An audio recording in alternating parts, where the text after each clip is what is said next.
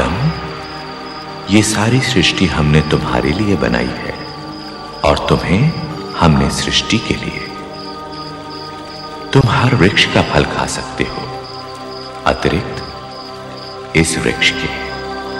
ये ज्ञान का वृक्ष है, अच्छाई और बुराई के ज्ञान का। अच्छाई और बुराई का ज्ञान हो जाने पर भी मनुष्य भागेगा बुराई की तरफ। ये मेरा आदेश है, यदि इसका फल खाओगे तो मृत्यु को प्राप्त हो जाओगे।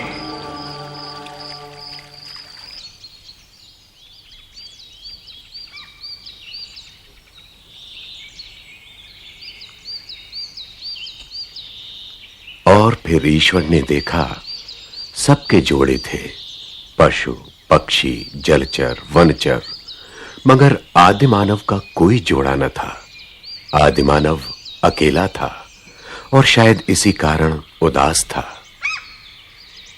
सो ईश्वर ने उस पर एक गहरी नींद व्याप्त कर दी और जब वो बेसुध था तो उसी की एक पसुली से ईश्वर ने नारी की रचना की।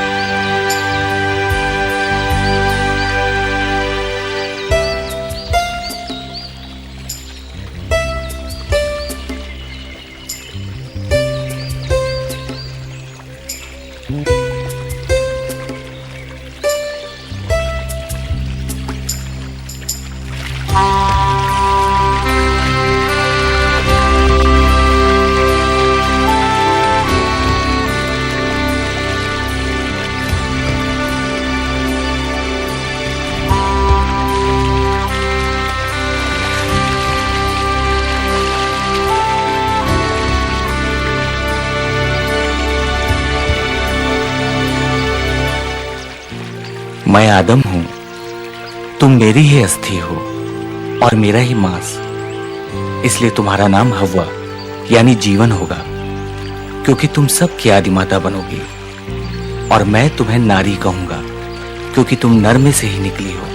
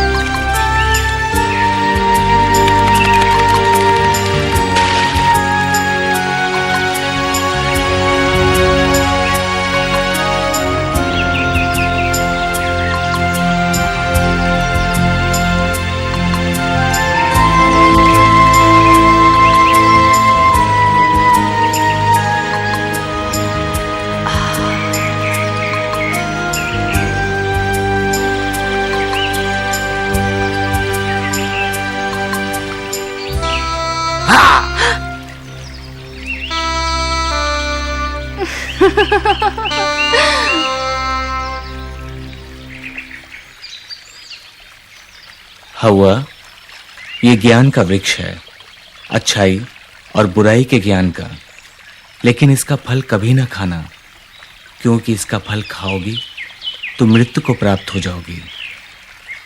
ये ईश्वर का आदेश है।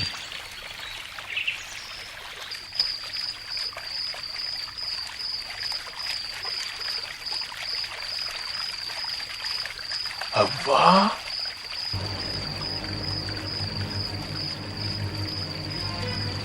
हव्वा,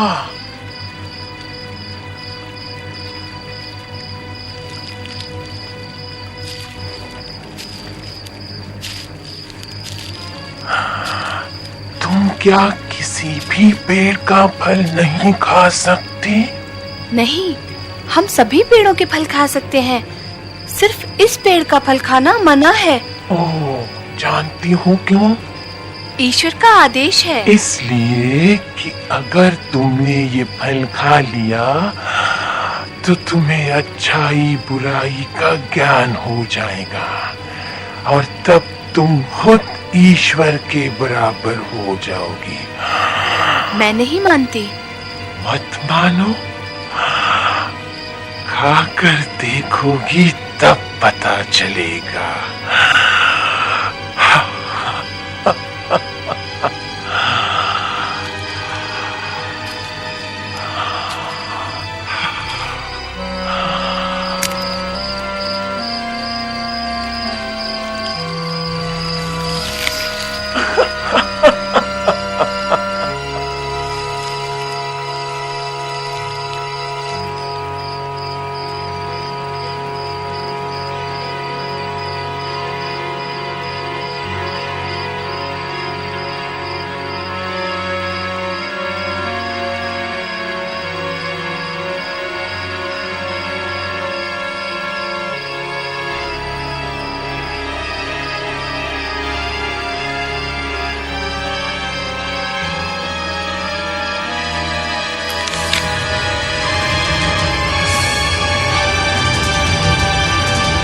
आदम, आदम, तुम छुपे हुए क्यों हो? मुझे शर्म आती है। ऐसा कुछ किया जिस पर शर्म आए? मैं नग्न हूं। तुम्हें पता कैसे चला कि तुम नग्न हो? सुनो, तुमने ज्ञान वृक्ष का फल खा लिया क्या? मुझे इसने दिया, जिसे आपने भेजा। मुझे सांप ने खाने को कहा। आज से ये भी होगा। तुम्हारे वंशज एक दूसरे पर इल्जाम रखेंगे। श्राप है मेरा सांप पर कि हमेशा पेट के बल चलेगा और धूल चाटेगा।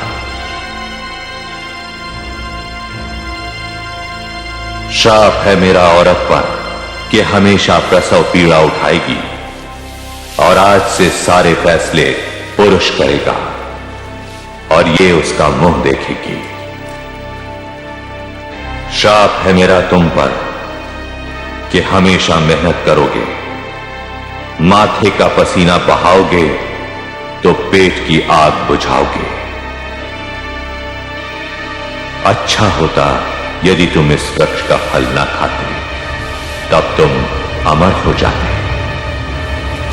लेकिन अब तुम मृत जीवी हो, जियोगे लेकिन मर जाया करोगे। मिट्टी से बने हो, मिट्टी में वापस मिल जाया करोगे। और अब तुम में से कोई इस स्वर्ग में रहने का अधिकारी नहीं। वहां जाओ जहां कांटे हैं, पत्थर हैं और मेहनत। जिंदगी तुम पर बोझ बना दी है मैंने, लेकिन मेरा आशीष भी है कि फूलो, फलो और संतति बढ़ाओ।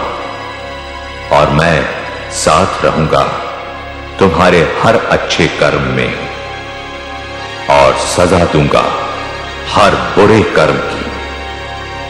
अदन के स्वर्ग से बाहर जाओ और निकलो यहां से जल्दी जल्दी, क्योंकि आग की तलवार तुम्हारे और हमारे बीच में गिरने वाली है।